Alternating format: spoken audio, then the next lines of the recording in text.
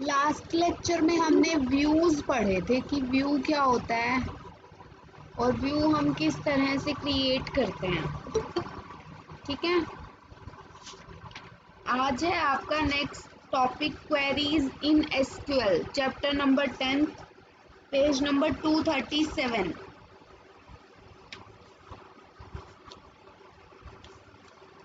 वैसे तो जो अभी ये क्वेरीज आएंगी, ये सब क्वेरीज मैंने आपको जब सेलेक्ट की स्टेटमेंट कराई थी तभी साथ साथ बता दी थी, बट स्टिल एक बार हम रीड कर लेते हैं क्योंकि इसके अंदर इनके अलावा और भी क्वेरीज आएंगी आपकी, जैसे यूनियन करना है दो टेबल्स का, इंटरसेक्शन करना है, ज्वाइन करना है, ये सब क्वेरीज। ठीक है, इसके लिए हम सबसे पहले क्या करते हैं, जो पेज नंबर 238 पे 3 टेबल्स हैं आपकी, एम्प्लॉय, वर्क इन और डिपार्टमेंट, ये तीनों टेबल्स क्रिएट कर लेते हैं, फिर इन पे ऑपरेशंस अप्लाई करेंगे। ठीक है,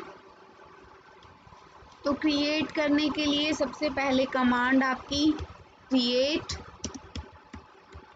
टेबल एम्प, और इसके अंदर आपको क्या क्या चीज़ें रखनी है। एक तो ई नंबर रखना है आपको जो कि है इंटीजर टाइप का, second E name that is char, and 20 as integer basic, ये भी आपने इंटीजर ले लिया। ठीक है, तो ये सब चीज़ें आपने ले ली। अब आप जो है ये क्वेरी एग्जीक्यूट करेंगे हम। Name is already used, already amp नाम की कोई टेबल बना रखी होगी। हम एक काम करते हैं, पहले एम्प को ड्रॉप कर देते हैं जो बना रखी है। तो ड्रॉप के लिए कमांड यूज़ करते हैं ड्रॉप टेबल एम्प, इसको रन करते हैं। तो पहले वाली टेबल हमने ड्रॉप कर दी, अब जो नई टेबल बना रहे हैं उसको रन करते हैं। ये आपकी टेबल क्रिएट हो गई। ठीक है, अब इसके अंदर हम एंट्रीज डालते हैं। एंट्रीज के लिए कमांड किस तरह से लिखते हैं हम, इंसर्ट इनटू, टेबल का नाम क्या है आपका, एम्प वैल्यूज। ठीक है, यहाँ वैल्यूज डाली मैंने 1, अमित 17 एंड 5000।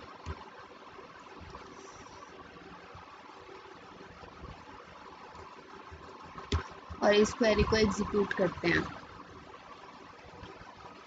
इंसर्ट हो गई एक रो, उसके बाद सेकंड रो इंसर्ट करते हैं। इसी में अपडेट कर देती हूँ मैं 2, नाम डाला यहाँ पर अमन, एज और सैलरी डाल दी यहाँ पर 8000। इसको एग्जीक्यूट करते हैं। तो ये भी क्या हुई आपकी, एग्जीक्यूट हो गई। उसके बाद नेक्स्ट है आपकी 3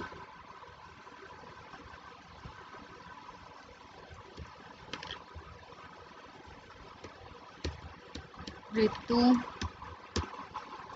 और एज डाली हमने 16, और यहाँ से सैलरी डाल दी सेम 8000।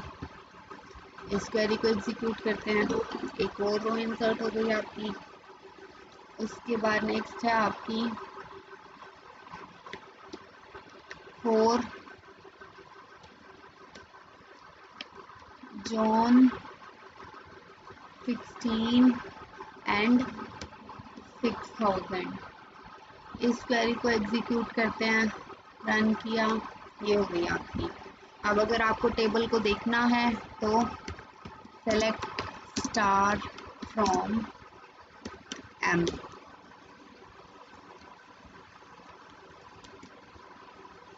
रन,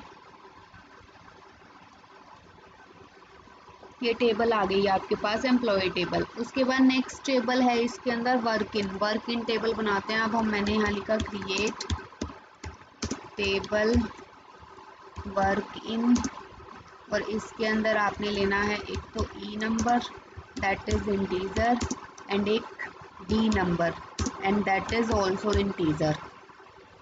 ठीक है, इसको एग्जीक्यूट करेंगे। टेबल क्रिएट हो गई, इसके अंदर वैल्यूज इंसर्ट करते हैं। Insert into work in values 1,10।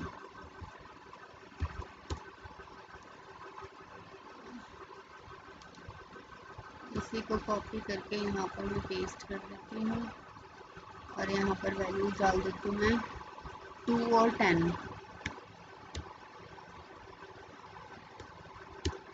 Control V, यहाँ पे डाल दिया मैंने 3 एंड 11। नेक्स्ट है कंट्रोल V, यहाँ डाल दिया मैंने 4 एंड 10। अब इन चारों इंसर्ट स्टेटमेंट्स को एक साथ एग्जीक्यूट कर लेते हैं।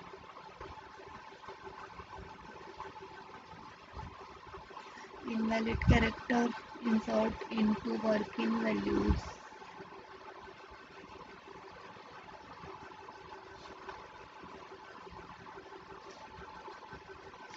एक एक करके इंसर्ट कर लेते हैं।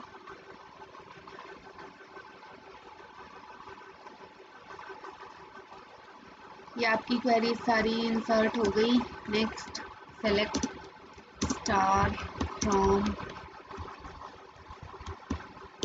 वर्किंग। ये आ गई आपकी working table. Last table create करते हैं। क्रिएट टेबल डिपार्टमेंट, और इसके अंदर आपने ले लिया D number integer, D name char 20 और सिटी कैर 20। इस टेबल को एग्जीक्यूट करते हैं। ये क्या हुआ, ऑलरेडी यूज्ड। पहले ड्रॉप करते हैं, ड्रॉप टेबल। ये समझ में आ रहा है ना मैं क्या कर रही हूँ?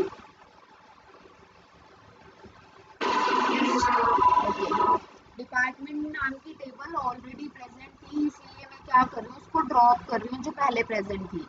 अब जो हमने ये नई बनाई है इसको रन करते हैं, तो अब ये डिपार्टमेंट नाम की एक टेबल इंसर्ट क्रिएट हो गई। ठीक है, उसके बाद इसके अंदर वैल्यूज इंसर्ट करते हैं। देखो ये तीनों टेबल्स ना आपस में इंटर रिलेटेड हैं।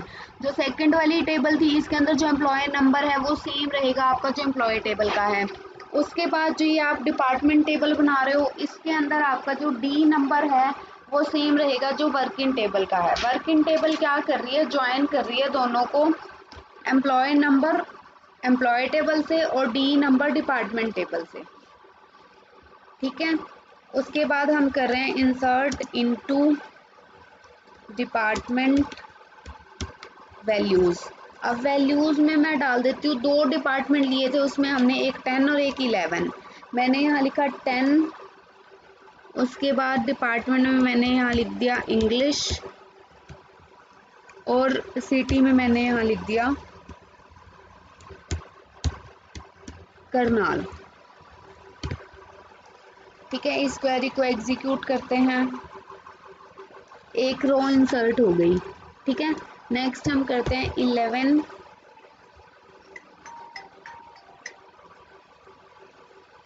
नेक्स्ट मैंने किया 11, यहाँ पर हमने कर दिया हिंदी, और यहाँ पर सिटी में आपने कर दिया रोहतक। ठीक है, इस क्वेरी को एग्जीक्यूट करेंगे। रन किया, ये हो गई एग्जीक्यूट। ठीक है, अब देखो इसमें जो आपकी पहली क्वेरी दी हुई है, get full details of all suppliers. Supply यहाँ भी गलत लिखा हुआ है, ये मिस प्रिंट है भाई, सप्लायर्स नहीं आएगा एम्प्लॉयज आएगा, क्योंकि एम्प्लॉय टेबल की बात कर रहे हैं ना हम। तो get full details of all employees, उसके लिए जो हमने ये कमांड लगाई थी सेलेक्ट स्टार फ्रॉम एम्प्लॉय, यही कमांड आएगी क्योंकि सभी एम्प्लॉयज की फुल डिटेल्स चाहिए। तो सेलेक्ट स्टार फ्रॉम एम्प्लॉय, आ गई सारी एम्प्लॉयज की फुल डिटेल्स। उसके बाद सेकंड क्वेरी है नेक्स्ट पेज पर आपकी, 239 पर यहाँ देखो, यहाँ दिया हुआ है get the age of all the employees. सभी एम्प्लॉयज़ की अगर आपको एज चाहिए तो हम क्या करते हैं, सेलेक्ट स्टार की जगह पर लिख देती हूँ मैं एज फ्रॉम EMP, यानी सभी एम्प्लॉयज़ की ओनली जो एक कॉलम है एज नाम का, सिर्फ वो आ जाएगा।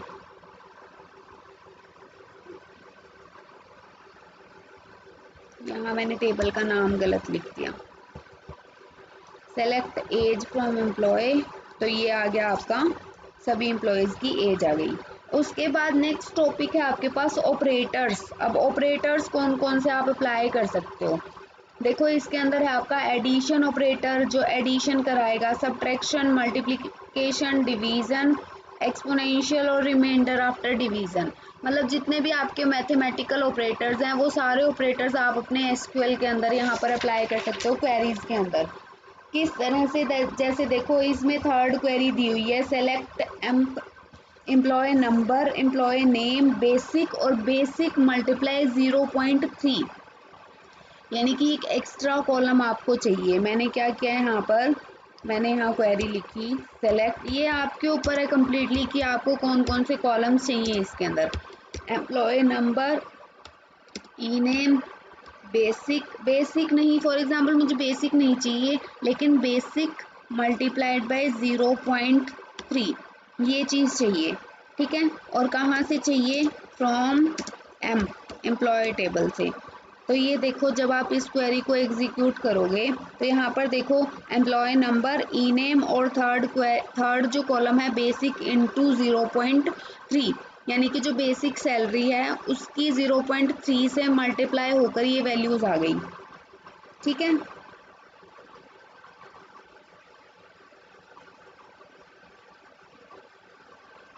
नेक्स्ट है आपका रिलेशनल और कंपैरिजन ऑपरेटर्स।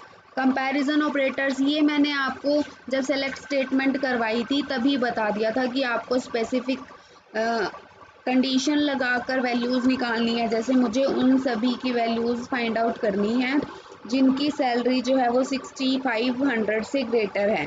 तो उसके लिए हम यहाँ मेंशन कर सकते हैं, सेलेक्ट सारी डिटेल्स चाहिए तो स्टार लिख दोगे, सिर्फ एम्प्लॉय नंबर और ई नेम चाहिए तो वो चीज़ लिख दोगे फ्रॉम एम्प्लॉय। उसके बाद वेयर क्लॉज लगा और यहाँ पर मैंने मेंशन कर दिया कि जो बेसिक है वो ग्रेटर देन 6500 होना चाहिए, ठीक है। जब आप इस क्वेरी को एग्जीक्यूट करोगे तो ये आपका ई नंबर और ई नेम आ जाएंगे उन एम्प्लॉयज़ के जिनकी सैलरी 6500 से ग्रेटर है। समझ में आ रहा है सबको?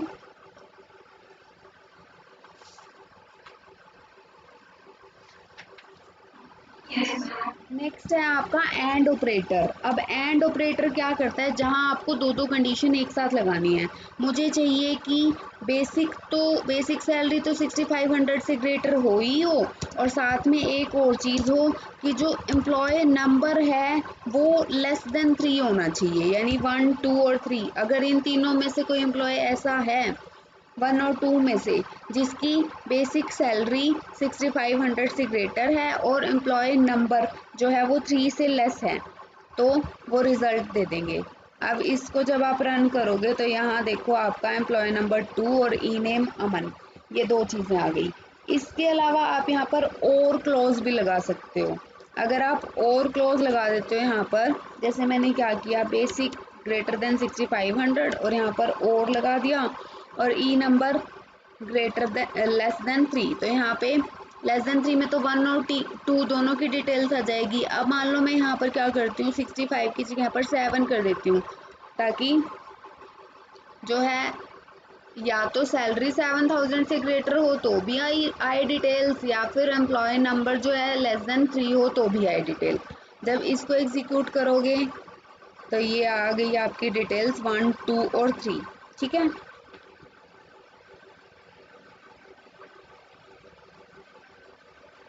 नेक्स्ट है आपका नोट ऑपरेटर। अब नोट ऑपरेटर क्या करता है, रिवर्स करता है, ठीक है। जैसे यहाँ पर मान लो आपने बेसिक ग्रेटर देन 7000 किया है, लेकिन मुझे वो सारे एम्प्लॉयज़ चाहिए जिनकी सैलरी 7000 से ग्रेटर ना हो, कम हो, ठीक है। तो मैं यहाँ पर क्या करूँगी, नॉट क्लॉज लगा दूँगी, नॉट ऑपरेटर लगा दूँगी। मैंने यहाँ लिखा नॉट, ब्रैकेट स्टार्ट और यहाँ ब्रैकेट क्लोज, और यहाँ से सिर्फ ये दो चीज़ें लेने की बजाय हम कंप्लीट डिटेल्स ले लेते हैं। स्टार मेंशन कर देती हूँ मैं। जब इसको आप रन करोगे तो ये देखो, जिसकी भी सैलरी 7000 से ग्रेटर नहीं है, नोट का मतलब नहीं, वो सारी की सारी डिटेल्स आ गई आपके पास। ठीक है, नेक्स्ट है आपका रेंज सर्चिंग ऑपरेटर्स। इसके अंदर आ गया आपका बिटवीन ऑपरेटर। बिटवीन ऑपरेटर भी हमने पहले किया था ना। यहाँ लिख देंगे हम वेयर बेसिक बिटवीन। अब जैसे मुझे चाहिए कि 5500 और 8000 के बीच में जिसकी सैलरी है उनकी डिटेल्स आ जाए, तो यहाँ लिख दिया मैंने बेसिक बिटवीन 5500 एंड 8000। जब आप इसको रन करोगे तो 5500 से 8000 के बीच में जिनकी सैलरी है वो सारी डिटेल्स आ जाएंगी। ठीक है, उसके बाद नेक्स्ट ऑपरेटर है आपका इन ऑपरेटर। अब इन ऑपरेटर क्या करता है, इनके अंदर हम मेंशन कर देते हैं 2-3 वैल्यूज। अगर उनमें से कोई वैल्यू है तो वो रिजल्ट दे देगा, अदरवाइज नहीं देगा। जैसे मैंने यहाँ मेंशन कर दिया 5500, 6000, 7000।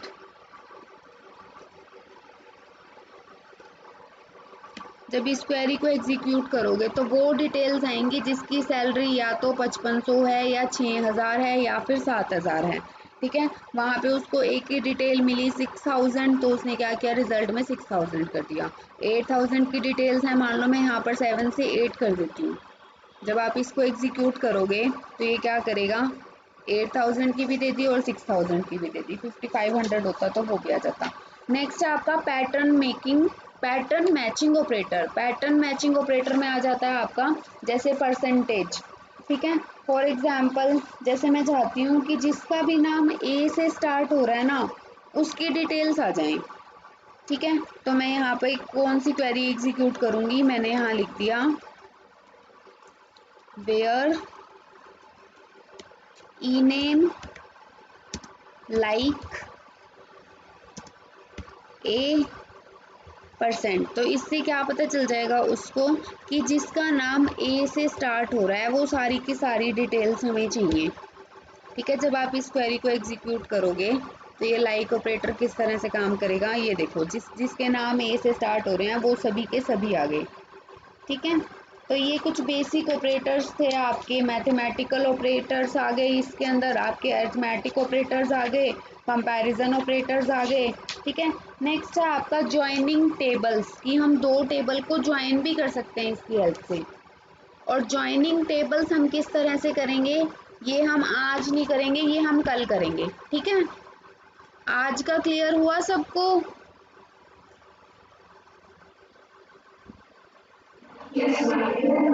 किसी को कुछ पूछना है?